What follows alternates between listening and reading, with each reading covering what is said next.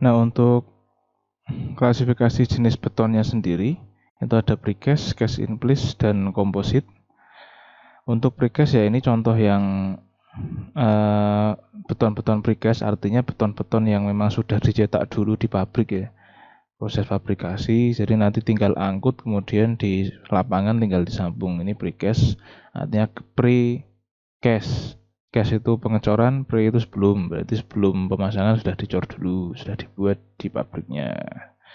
Meliputi bentuk-bentuk yang ya tipikal, box girder, kemudian ini U-ditch, kemudian ini untuk slab, voided slab ya.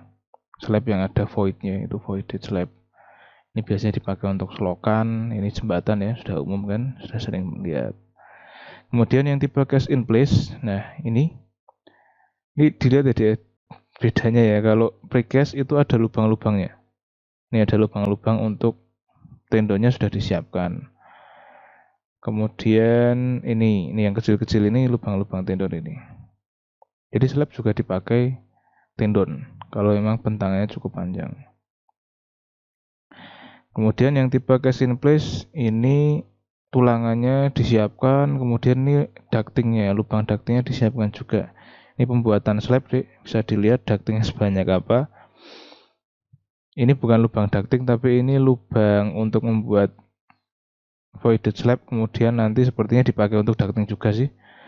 Ini voided slab, tapi sepertinya karena melihat ini kok kayak ducting, sepertinya akan dipakai untuk strand, terus diangkur di ujungnya. Sepertinya ini akan dipakai tipe yang unbonded. Ini pemakaian untuk slab yang langsung dicor besar. Ini pengecoran lantai ya.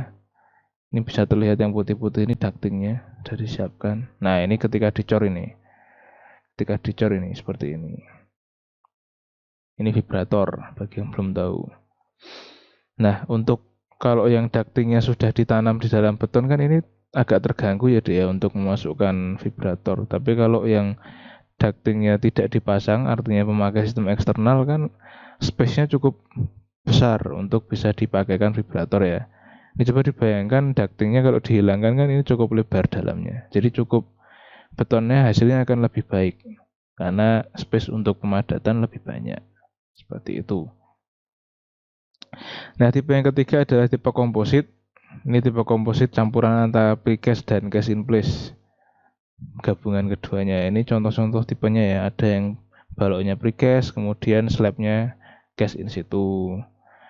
Seperti itu, banyak sih macamnya, dan pada umumnya dipakai yang sistem campuran ini. Jadi tidak ada yang murni precast, tidak ada yang murni kalau yang murni cast in place banyak sih, tapi kalau yang murni precast jarang. Saya sih belum pernah lihat. Jadi kebanyakan cast in place atau komposit antara precast dan cast in place.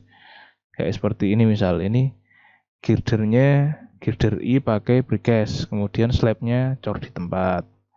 Ini bentuknya I yang topnya agak lebar, kemudian ini di cast in place. Ini balok balok T, kemudian slabnya cast in place seperti itu. Ini tipe-tipe contohnya, tipe-tipe pemakaiannya. Ada cukup banyak sekali, dan kebanyakan memang kombinasi deh. Nah ini pembuatan box, tapi untuk U-nya precast, tapi yang topnya cast in place seperti itu.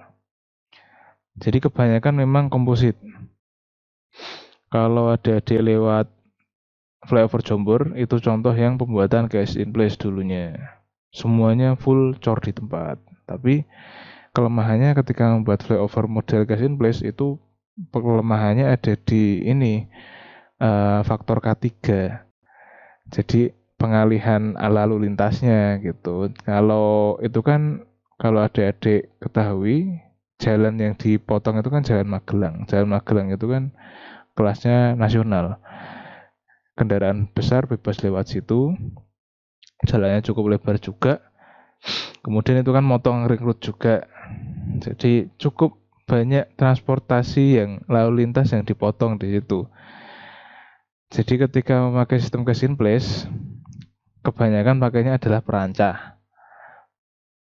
Bisa juga sebenarnya pakai sistem yang lain. Tapi kalau pakai sistem perancah, yaitu tadi, harus mengalihkan lalu lintas dan lain sebagainya. Minusnya di situ. Kalau pakai sistem yang perancahnya jalan, namanya sistem launcher, sistem launching gitu. Perancahnya tidak disangga dari bawah tapi jalan gitulah, Dek. Dari ujung satunya, kemudian ada semacam jembatan trust gitu, maju, kemudian cor lagi, maju lagi, bertahap seperti itu bisa juga dipakai. Itu cash in place juga sistemnya. Tapi itu tetap berisiko juga. Bagian bawah biasanya tetap harus bersih.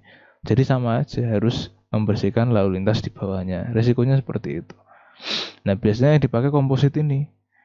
Jadi girdernya diambil dari pabrik, tinggal pasang cepet.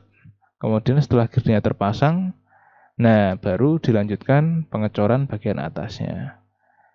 Jadi tidak terlalu lama menutup lalu lintasnya, begitu. Kemudian ada pembagian fully and partially pre-stress. Ini saya pikir lebih tepat kalau dibicarakan di belakang saja nanti setelah masuk ke bagian hitungan. Oke, saya cukupkan sekian untuk pertemuan kedua terkait klasifikasi dan tipe prategang. Assalamualaikum warahmatullahi wabarakatuh.